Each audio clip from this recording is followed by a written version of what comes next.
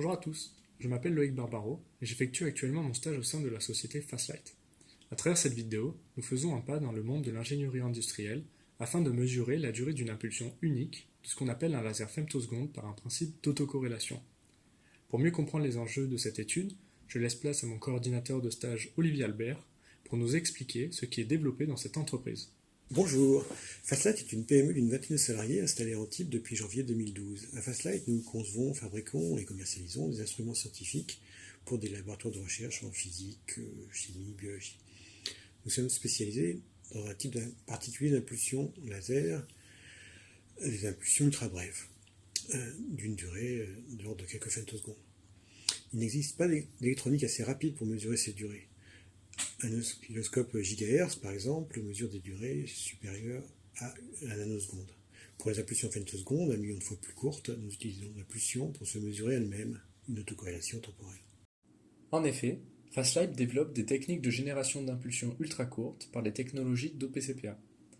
En comparaison avec un laser qui émet continuellement dans le temps, à une fréquence unique par définition de la transformée de Fourier, le spectre d'un laser impulsionnel est composé de très nombreuses composantes continues qui s'additionnent. Pour obtenir une impulsion la plus courte possible, un large spectre ne suffit pas. Il faut aussi prendre en compte la phase relative entre chaque composante spectrale. C'est en modifiant la tendance de cette phase, à partir d'appareils de mise en forme de faisceau, que nous pouvons diminuer ou augmenter la durée des impulsions. Ce système permet alors de générer un laser impulsionnel puissant et accordable en longueur d'onde, du domaine du visible jusqu'à l'infrarouge moyen, et en durée d'impulsion.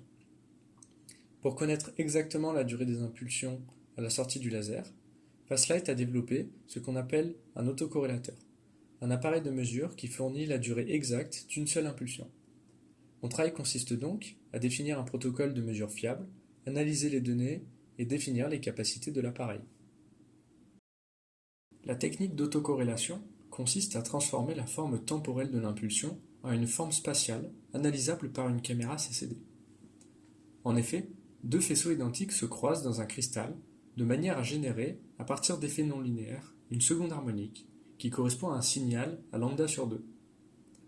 Une fonction d'autocorrélation permet de faire le lien entre le retard temporel des deux ondes et l'intensité du signal 2 secondes harmoniques, qui lui est proportionnel au produit de l'intensité locale dans chaque chemin. Par exemple, lorsque deux fronts d'onde interagissent sans retard, on obtiendra une génération de secondes harmoniques maximale. Alors que pour une interaction de deux fronts d'onde qui sont décalés de 2 fois un temps arbitraire dt, la génération de secondes harmoniques sera moins efficace et sera décalée spatialement.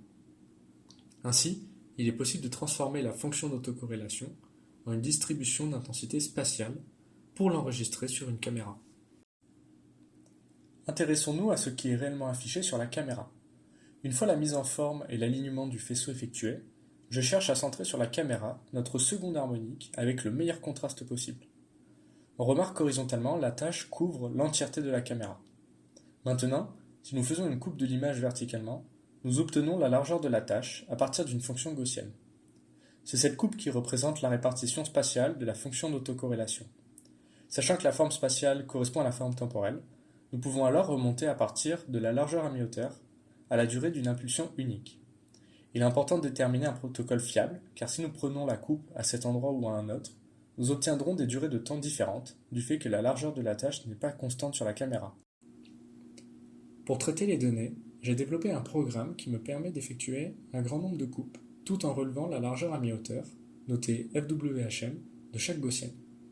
Ce qu'on remarque ici correspond à la fonction d'autocorrélation de la coupe à l'endroit où le contraste est le meilleur.